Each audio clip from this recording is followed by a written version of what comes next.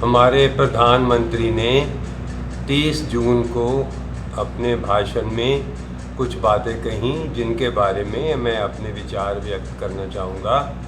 पहली बात तो उन्होंने ये कही कि वो 5 किलो गेहूँ या चावल और 1 किलो दाल जो निर्धन लोग हैं, जो आर्थिक तौर पे कमज़ोर लोग हैं, उनको देंगे। ये एक अच्छी बात है क्योंकि उनके कम से कम पेट में खाना कुछ खुराक तो जाएगी। पर ये मैं कहना चाहूँगा प्रधानमंत्री जी से कि ये तो केवल पेट भरने वाली बात हुई। अगर हमें अपने देशवासियों को मजबूत करना है तो उनको संतुलित आहार की आवश्यकता है। इसलिए केवल उन्होंने गेहूँ ले लिया या चावल ले लिया या दाल ले ली, उसको पकाने के लिए उनको तेल चाहिए, दूध चाहिए उनके बच्चों के लिए, सब्ज़ी चाहिए, क्योंकि संतुलित आहार में इन सब चीज़ों की आवश्यकता होती है। इसलिए मेरे प्रधानमंत्री से निवेदन है कि कम से कम हर व्यक्ति जो आर्थिक स्थिति में कमज़ोर है को 7,500 रुपये प्रति महीना आने वाले 6 महीने के लिए उनको दें। ये मेरी पहली विनती है। दूसरी मेरी विनती है कि प्रधानमंत्री ने डॉक्टरों के बड़े गुणगान किए, अच्छी बात है, उसके लिए उसका मैं एक डॉक्टर के तौर पे धन्यवाद भी करता हूँ। पर मैं एक बात साथ में कहूँगा कि जो आपका तंत्र है उसको ये सख्ती से निर्देश दें कि जो डॉक्टर समाज की सेवा में लगे हुए हैं या जो डॉक्टर स्वास्थ्य तंत्र में कुछ कमियां हैं उसके बारे में अगर अपने विचार व्यक्त करते हैं तो उनसे संवेदना से निपटें।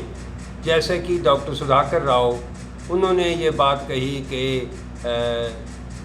जो डॉक्टर और जो अन्य स्वास्थ्यकर्मी हैं उनको कुछ चीज़ें मुहैया नहीं हो रही हैं, और बाद में जब उस वक्त उनको पहली बार तो सस्पेंड कर दिया गया। जब उन्होंने दोबारा ये बात कही तो पुलिस ने उनको घसीट के कपड़े उतार के जेल में फेंका और ये करार दे दिया कि ये मानसिक तौर पे कमज़ोर हैं, और अगर वो मानसिक तौर पे बीमार हैं तो उनको और भी ज़्यादा संवेदना की आवश्यकता है, ये मैं कहना चाहूँगा।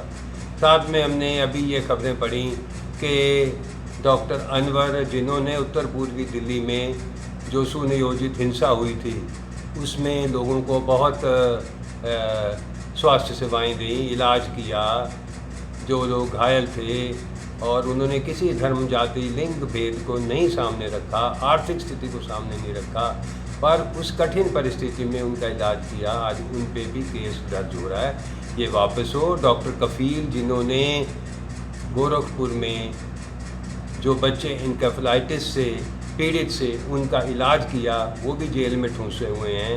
ये बातें ठीक नहीं हैं। अगर आपने डॉक्टरों की सचमुच तारीफ़ें मन से करनी है, क्योंकि आप मन से बात करते हैं, तो अपने तंत्र को निर्देश दें कि इस तरीके की बातें मत करें।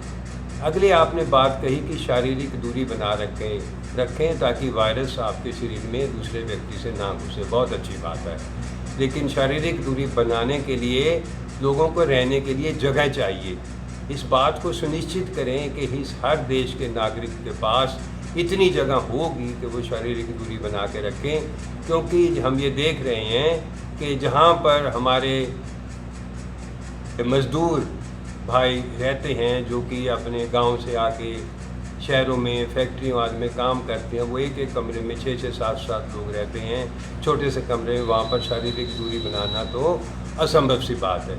सो इस बारे में भी आप फैसले लें, और साथ में जो छोटे, लघु या मध्यम उद्योग हैं उनकी सहायता करें ताकि वो अपने मज़दूरों को वेतन दे सकें, और ताकि हमारा जो उद्योग जगत जो कि छोटे क्षेत्र में है वो आगे बढ़ सके, उसी से ही हमारा विकास होगा। अगली जो बात मैंने कहनी कि प्रधानमंत्री ने 2 और बातें कहीं कि आप वायरस से को दूर रखने के लिए नाक और मुंह को ढकें। बहुत अच्छी बात है ये। मैं इस बात से खुश हूँ कि प्रधानमंत्री ने ये बात कही, पर प्रधानमंत्री ने साथ में ये कहा कि इसके लिए भी आप गमछे का प्रयोग करें। अब मैं इसके बारे में कहूँगा कि गमछा प्रयोग बिल्कुल मत करें, क्योंकि गमछा जो है, आपने ये लीजिए, मान लो गमछा ऐसे लगा लिया, ये गमछा आपने लगाया, जब आप घर में गए इसको उतार के रख दिया, आपको पसीना आया, यूँ पोंछ लिया, फिर लगाया। अब आपको मालूम नहीं पहले आपने कौन सी तरफ अंदर की थी, कौन सी तरफ बात की थी, कुछ आपको मालूम नहीं। सो आप उस वायरस को खुद ही अंदर भेज रहे हैं। यही परिस्थिति रुमाल के साथ है। रुमाल भी ऐसे ही होता है। ये जो रुमाल है, अब मैं उससे दिखाऊंगा कि रुमाल से क्या होता है। कुछ लोग रुमाल लेके ऐसे, मैं ये रुमाल है मेरे हाथ में, यूँ लेके यूँ लेके, और ये रुमाल जब आप घर पहुंचते हैं, रुमाल उठाया, जेब में डाला और फिर अगली बार फिर, अब आपको क्या पता कौन सी चीज़ कौन सी तरफ अंदर थी और कौन सी तरफ बाहर थी। सो इन बातों पे ध्यान दीजिए। प्रधानमंत्री से मैं कहूँगा कि इस तरीके की बात जब कहते हैं ना, वो किसी विशेषज्ञ की राय ले लें, क्योंकि आप हमारे माननीय उच्च कोटि पे बैठे हुए अग्रणी हैं और इस देश की बागडोर आपके हाथ में है। इसलिए आपके मुंह से जब भी कोई ऐसी बात निकलती है तो उससे कठिनाई पैदा होती है, आम लोगों में भ्रांतियाँ पैदा होती हैं। इतना ही मैं कहूँगा। धन्यवाद। जय हिंद।